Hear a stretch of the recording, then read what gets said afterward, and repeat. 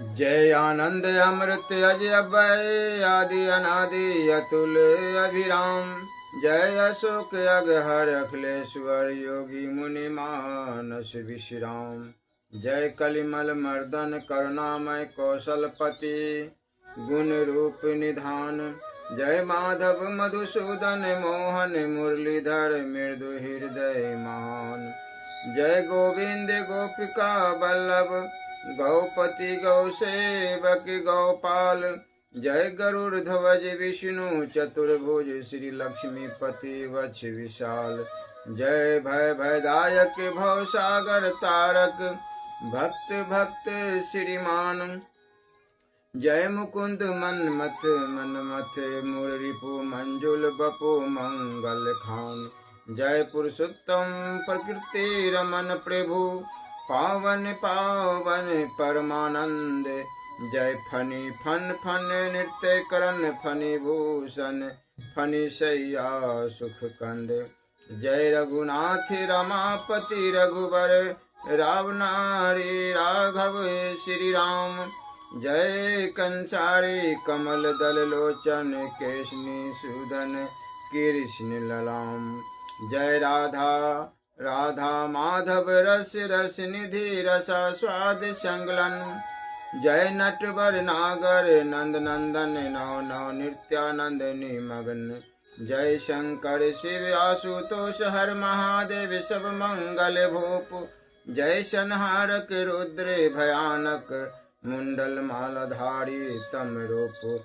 जय मृद गंगाधर गौरीपति गणपति पिता सर्वरिपुकाम। जय भुजंग भूषण शशि शेखर नीलकंठ भव शोभाधाम। जय काली लक्ष्मी सरस्वती राधा सीता श्री शानी। जय दुर्गा तारा परमेश्वरी विद्या प्रज्ञा परमेशानी। जय आदित्य भुवन भास्कर गिरनितम हर पातक हर धृतिमान। जय विघ्नेश विघ्नाशक गणेश सिद्धिदायक भगवान। जय प्रकाशमय अग्नि इंद्र नर नारायण पर आत्मा राम। जय सर्वेश सर्वगुण निधि विधि सर्वातीत सर्वमय श्याम। लीला गुण रस तत्व प्रकाशक प्रभु के मंगल नाम अनंत।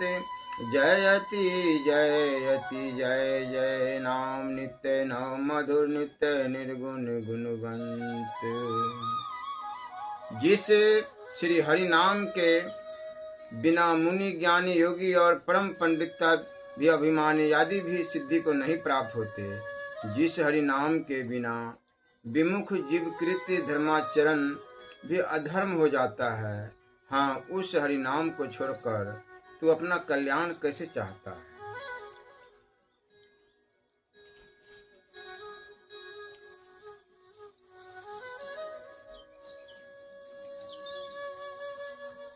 सोने से पूर्व इस बात का निरीक्षण अवश्य करना चाहिए कि आज हमने मेरा आज का समय किस किस प्रकार किस किस काम में लगा है।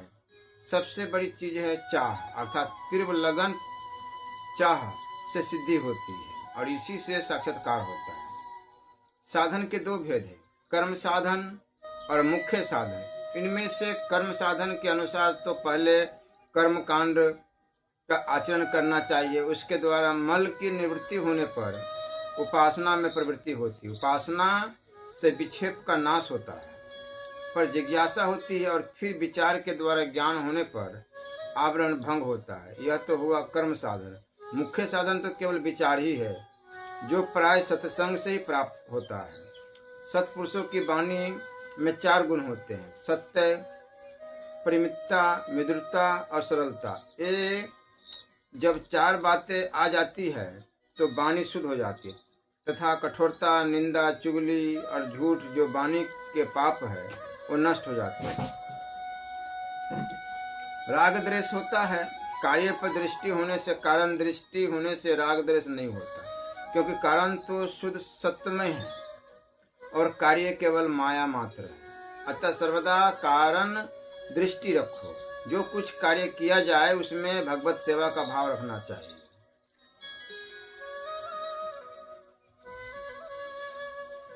शास्त्र और गुरु की आज्ञा पालन करने से तथा नियम निष्ठा से साधन में कोई विघ्न नहीं हो सकता। इनमें भी शास्त्र आज्ञा की अपेक्षा गुरु की आज्ञा श्रेष्ठ है। ईश्वर से प्रेम होना यही विधि है और जगत से प्रेम होना यही निषेध है। काम्य कर्म के त्याग को संन्यास कहते हैं। जिस कर्म के द्वारा लोक या परलोक के सुख, अष्ट सिद्धियों, 9 सिद्धियों अथवा ब्रह्मलोक प्राप्त होने की भी आशा हो, वह काम्य कर्म ही है। इसी प्रकार कर्म का त्याग नहीं है, अपितु कर्म फल का त्याग ही त्याग है। पश्चाताप करने से पाप नष्ट हो जाता है और पाप नष्ट होने पर चित्त ऐसा शुद्ध हो जाता है कि उससे भगवान का साक्षात्कार किया जा सकता है।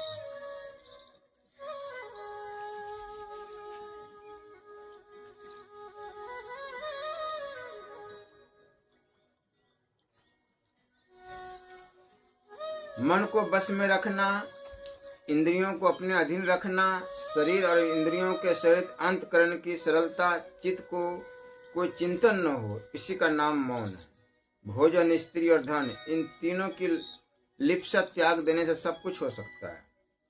5 बातें सर्वदा याद रखनी चाहिए: सहन करना, निर्भिमानता, धार्मिक पुस्तकों का स्वाध्याय, पदार्थ कितना ही मिले किंतु उसे परिमित रूप से खाना, समय व्यर्थ न खोना चाहिए। मन पर अधिकार प्राप्त करने के लिए 5 बातें बहुत उपयोगी है: मनोराज्य का त्याग, मौन अथवा मित भाषण, स्त्री संग का त्याग, एकांत सेवन, धार्मिक पुस्तकों का पठन पाठन करना चाहिए।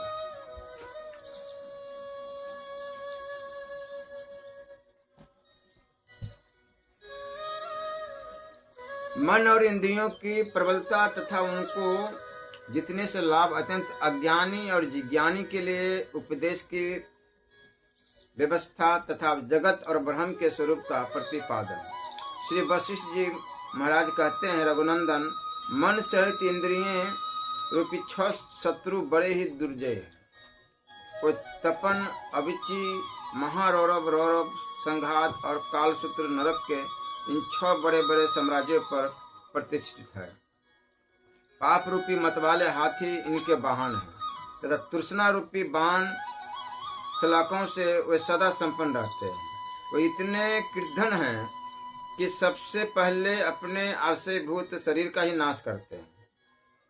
उनका महान कोषागार कुकर्म रूपी धन से ही भरा हुआ है। अपने इन इंद्रियों रूपी शत्रुओं पर विजय पाना अत्यंत कठिन है। जिसने विवेक रूपी सूत के जाल से इन इंद्रिय रूपी दुष्ट शत्रुओं को बांध लिया है, उसके अंगों सम, दम, समता, शांति आदि का वे विनाश नहीं करते। जिसने इंद्रिय रूपी वृत्तियों को काबू में कर लिया है तथा मन रूपी शत्रु को पूर्णतया बंदी बना लिया है, उस पुरुष की विशुद्ध बुद्धि उसी तरह बढ़ती है जैसे बसंत ऋतु में आम की मंजरी। जिसका चित्त रूपी गर्भ नष्ट हो गया है और इंद्रिय रूपी शत्रु जिसकी कैद में आ गए हैं, उस पुरुष को भोग वासना उसी तरह क्षीण हो जाती है जैसे हेमंत ऋतु में कमल विनष्ट हो जाते हैं। जब तक एकमात्र परमात्म तत्व के ढूंढ अभ्यास द्वारा मन पर विजय नहीं पा ली जाती, तभी तक मध्य रात्रि में नाचने वाले बेतालों की तरह हृदय में वासनाएं उछल कूद मचाए रखती है। मैं समझता हूँ कि विवेकी पुरुष का यही मन विवेक के द्वारा अभीष्ट कार्य करने से, भृत्य मंत्रणा द्वारा उत्तम कार्य करवाने से, मंत्री और सब ओर से इंद्रियों पर आक्रमण करने के कारण सामंत बन जाता है। मन रूपी मंत्री शास्त्र विहित शुभ कर्म में प्रवृत्त हुए पुरुष को उन निष्काम कर्मों के करने के लिए सलाह देता है जो जन्म मृत्यु रूपी वृक्ष को काटने के लिए कुठार के समान है तथा भविष्य में होने वाले अभ्युदय निश्चित से आनंद की प्राप्ति के कारण है, किंतु जिससे जगत की सत्यता का पूर्ण निश्चय है वह अत्यंत मूढ़ है।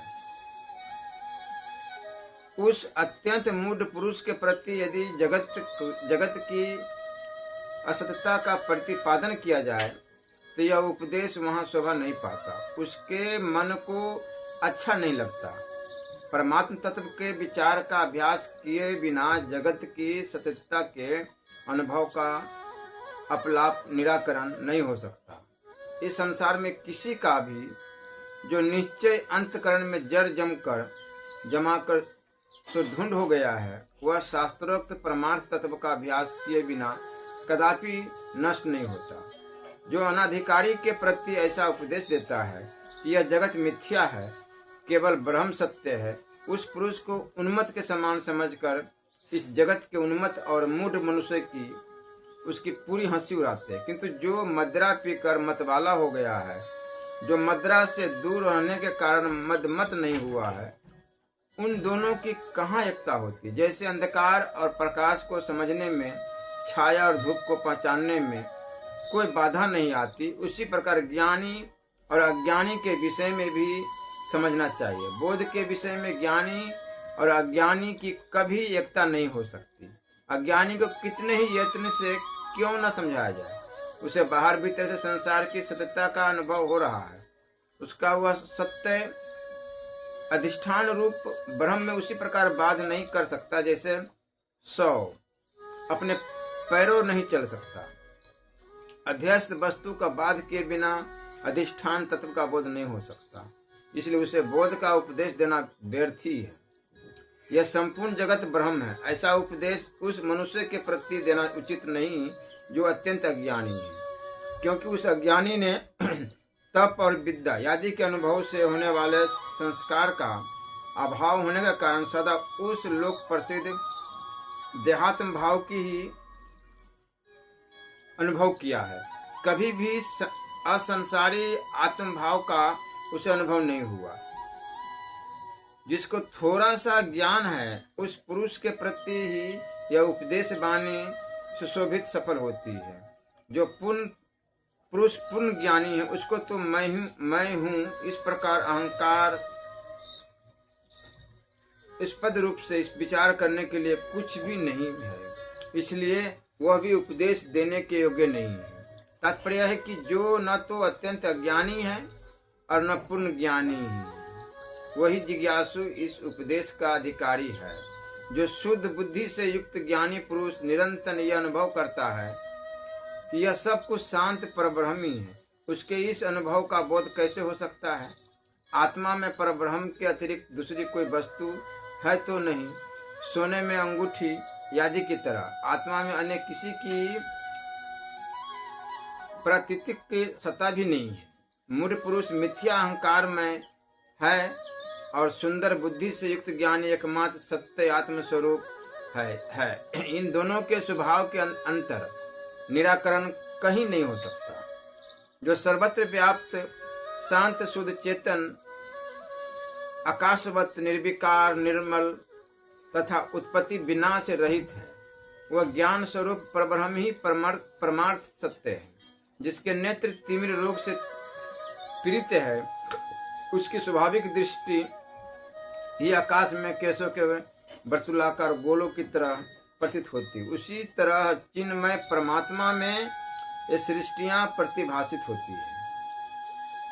वह चिदाकाश स्वरूप सत्य आत्मा अपने आप को जैसा समझता है, क्षण भर में वैसा ही अनुभव करने लगता है। उसके दृष्टि बल से असत्य वस्तु भी क्षण भर में सत्य ही प्रतीत होने लगती है। जैसे मरुभूमि में सूर्य की किरणों को ताप को ही मृग जल या मृग तृष्णा नाम दिया गया है। उसी प्रकार जो आकाश की ज्यों निराकार है, उस आकाश रूप चिन्मय परमात्मा के अपने स्वप्न तुल्य प्रतिभास का ही जो वास्तव में शून्य है, जगत नाम रखा गया है। जैसे स्फटिक की शिला मध्य भाग वास्तव में घनीभूत है, इसी प्रकार महाचेतन परमात्मा का यह जो शांत और निर्मल अपना स्वरूप है, वह वास्तव में सच्चिदानंद घन है। स्पष्ट शिला में प्रतिबिंबित होने वाले वन पर्वत और नदी आदि के स्वरूप की भांति ही है और नहीं है। ये दो दृश्यां चिदाकाश परमात्मा में कहीं नहीं है और प्रतिभास मात्र से जो कुछ है उस चेतन आत्मा का स्वरूप ही उस रूप में भाषित होता है, ऐसा समझना चाहिए।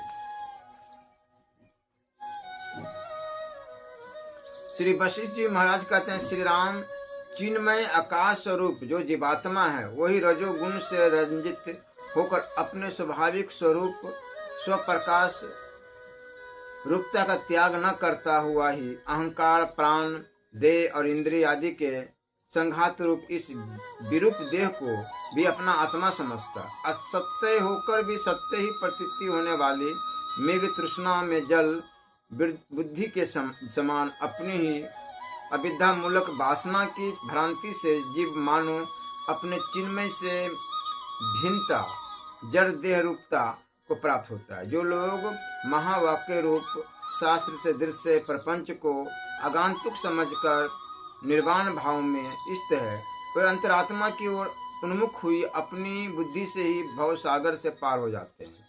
और जो उदार चेता पुरुष त्रिलोकी के वैभव को भी सदा तृण के तुल्य समझता है, उसे सारी आपत्तियां इस तरह छोड़ देती है जैसे सांप अपने केचुल को जिसके भीतर सदा सत्य स्वरूप ब्रह्म का चमत्कार स्फुरित होता है, उसकी सारे लोकपाल अखंड ब्रह्मांड के समान रक्षा करते हैं। अपार विपत्ति में पड़ने पर भी कभी कुमार्ग में पैर नहीं रखना चाहते, क्योंकि राहु अनुचित मार्ग से अमृत पीने का प्रयत्न करने के कारण ही मृत्यु को प्राप्त हो गया। जो पुरुष उपनिषद आदि उत्तम शास्त्र और उनके अनुसार चलने वाले श्रेष्ठ पुरुषों के संपर्क रूपी सूर्य का, जो इस परमात्मा का साक्षात्कार रूपी तीव्र प्रकाश देने वाला है, आरसे लेते हैं, वे फिर कभी मोह रूपी अंधकार के वशीभूत नहीं होते। जिसने सम दम आदि गुणों के द्वारा यश प्राप्त किया है, बस में न आने वाले प्राणी भी उसके वशीभूत हो जाते हैं। उसकी सारी आपत्तियां नष्ट हो जाती है और उसे अक्षय कल्याण की प्राप्ति होती है। जिनका गुणों के विषय में संतोष नहीं है, जिनका शास्त्रों के प्रति अनुराग है तथा जिन्हें सत्य पालन का स्वाभाविक अभ्यास है, वही वास्तव में मनुष्य है और वही मनुष्य कहलाने लायक भी है। उनके अतिरिक्त जो दूसरे लोग हैं वे पशुओं की श्रेणी में आते हैं, जिनके यश रूपी चंद्रमा की चांदनी से प्राणियों का हृदय रूपी सरोवर प्रकाशित है, वे क्षीर सागर के समान है। उनके शरीर में निश्चय ही भगवान श्रीहरि का निवास है। परम पुरुषार्थ रूपी प्रयत्न कार से ले उत्तम उद्योग को अपनाकर शास्त्र के अनुकूल हृदय शून्य आचरण करता हुआ कौन पुरुष सिद्धि का भागी नहीं होता। अर्थात वह सिद्धि का भागी अवश्य होता है। शास्त्र के अनुसार कार्य करने वाले पुरुष को सिद्धियों के लिए उतावली नहीं करने चाहिए, क्योंकि चिरकाल तक परिपक्व हुई सिद्धि ही पुष्ट एवं उत्तम फल को देने वाली होती है। शोक, कलेश और भय का परित्याग करके घमंड और शीघ्रता के आग्रह को छोड़कर शास्त्र के अनुसार व्यवहार करना चाहिए। उसके विपरीत चलकर अपना विनाश नहीं करना चाहिए। परिणाम में दुर्भाग्य प्रदान करने वाली दीन शुभ फल से रहित जो धन, पुत्र आदि लौकिक वस्तुओं की चिंता है, वह दीर्घ काल तक बनी रहने वाली प्रगाढ़ महानिद्राई है। उसे त्याग कर सचेत हो जाना चाहिए। विशुद्ध ज्ञान का प्रकाश प्राप्त कर लेना चाहिए। व्यवहार प्रायण पुरुषों के विचार में लोक मर्यादा के अनुसार तथा शास्त्र और सदाचार के अनुकूल कर्म करके उत्तम फल की प्राप्ति के लिए प्रयत्न करना चाहिए। जिसका चरित्र सदाचार से सुंदर तथा बुद्धि विवेकशील है और संसार के सुख फल रूपी दुखद दशाओं में जिसकी आसक्ति नहीं होती है, उस पुरुष के यश, गुण और आयु ये तीनों ही बसंत ऋतु की लताओं के समान उत्तम फल देने के लिए शोभा के साथ विकास को प्राप्त होते हैं।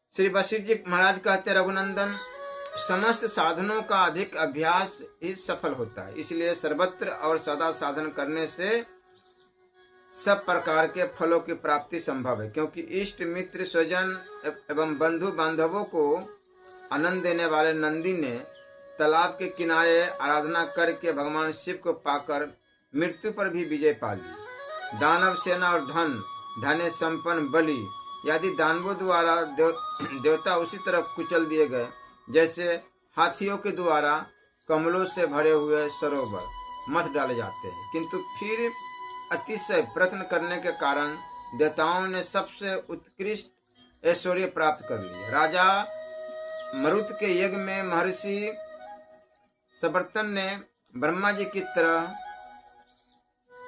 देवताओं और असुरों सहित दूसरी सृष्टि ही न रच डाली थी। अतिशय साधन और प्रयत्न से ही उन्हें ऐसी शक्ति प्राप्त हुई थी कि शास्त्रीय विधि से महान साधनों के अनुष्ठान में अत्यंत संलग्न रहने वाले विश्वामित्र जी ने बारंबार की गई कठोर तपस्या द्वारा दुर्लभ ब्राह्मण तत्व प्राप्त कर लिया। राजकुमारी सावित्री अपने पति प्रेम रूप पातिव्रत्य धर्म के प्रभाव से यमराज को जीतकर उत्तम वाणी का प्रयोग करके संतुष्ट किए हुए यम देवता की अनुमति से अपने पति सत्यवान को लौटा लाई। संसार में ऐसा कोई शास्त्रीय शुभ कर्म का अतिशय अनुष्ठान नहीं है जिसका फल स्पष्ट रूप से प्राप्त न होता हो। अपने मन में ऐसा विचार करके कल्याणकामी पुरुषों को सर्वोत्कृष्ट प्रयत्न से सुशोभित होना चाहिए। संपूर्ण सुख दुख आदि अवस्थाओं की भ्रम दृष्टियों का मूलच्छेदन करने वाला परमात्मा का यथार्थ ज्ञान ही है।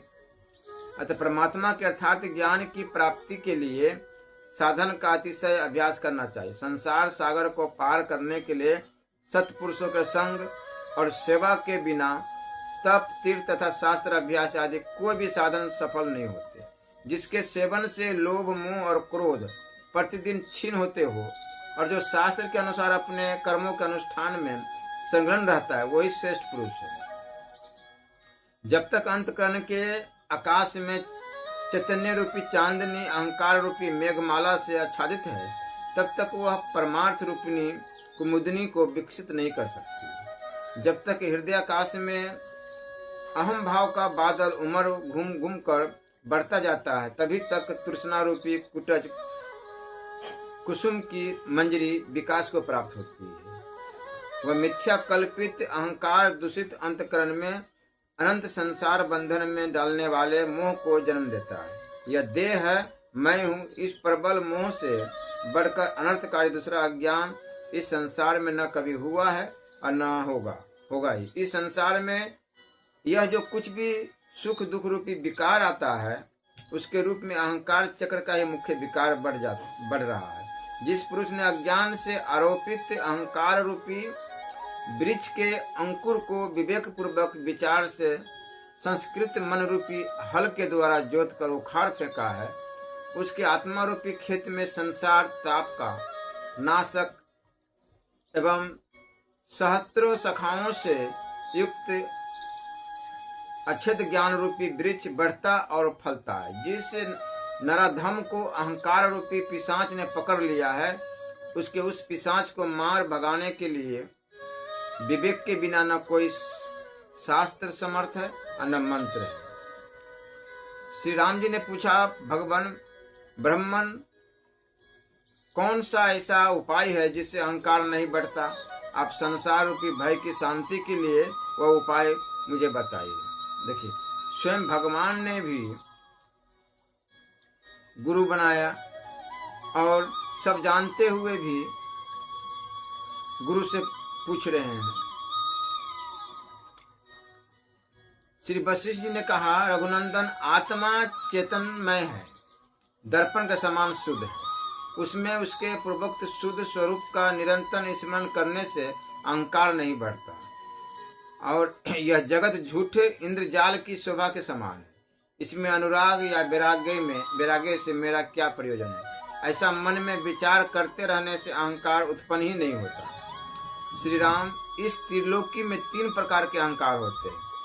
उनमें 2 प्रकार के अहंकार तो श्रेष्ठ है किंतु तीसरा त्याज्य है। मैं उनका वर्णन करता हूँ, सुनो। मैं ही यह संपूर्ण विश्व हूँ, मैं ही अविनाशी सच्चिदानंद घन ब्रह्म हूँ, मेरे सिवा दूसरा कुछ नहीं है। इस तरह जो अहंकार है उसे उत्तम समझना चाहिए। यह अहंकार जीवन मुक्त पुरुष की मोक्ष प्राप्ति के लिए यह बंधन में डालने वाला नहीं होता।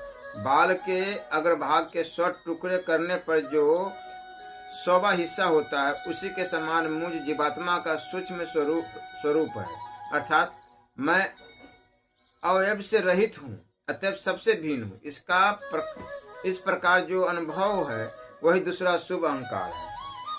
वह भी साधक के मोक्ष के लिए ही है, बंधन के लिए नहीं। उपयुक्त अहंकार के नाम से केवल कल्पना होती है, वास्तव में वह नहीं है।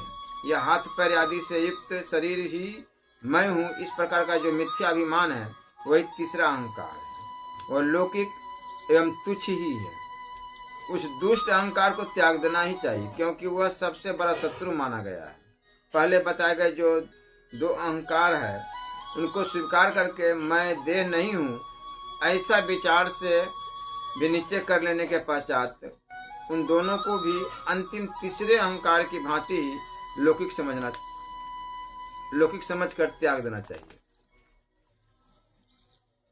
ऐसा प्राचीन महापुरुषों का मत है। प्रथम दो अहंकार अलौकिक है, उन दोनों को अंगीकार करके तीसरे लौकिक अहंकार का जो दुख देने वाला है त्याग कर देना चाहिए, क्योंकि यह तीसरा अहंकार सर्वथा त्यागने ही योग्य है। इस दुखदायी अहंकार को त्याग कर पुरुष जैसे जैसे ज्ञान में स्थित हो जाता है, वैसे वैसे परमात्म भाव की ओर बढ़ता जाता है। निष्पाप रघुनंदन यदि पुरुष पूर्वोक्त दो अहंकारों की भावना करता रहे तो उसे परम पद प्राप्त हो जाता है, और यदि उनका भी त्याग करके संपूर्ण अहंकारों से रहित हो जाए तो वह अत्यंत उच्च पद परमात्म भाव में शीघ्र ही आरूढ़ हो जाता है। महामते, जिस जीव का अहंकार शांत हो गया है उसे भोग रूप के समान ज्ञान पड़ते, जैसे अच्छी तरह से तृप्त हुए पुरुषों को विष मिश्रित रस स्वादिष्ट नहीं प्रतीत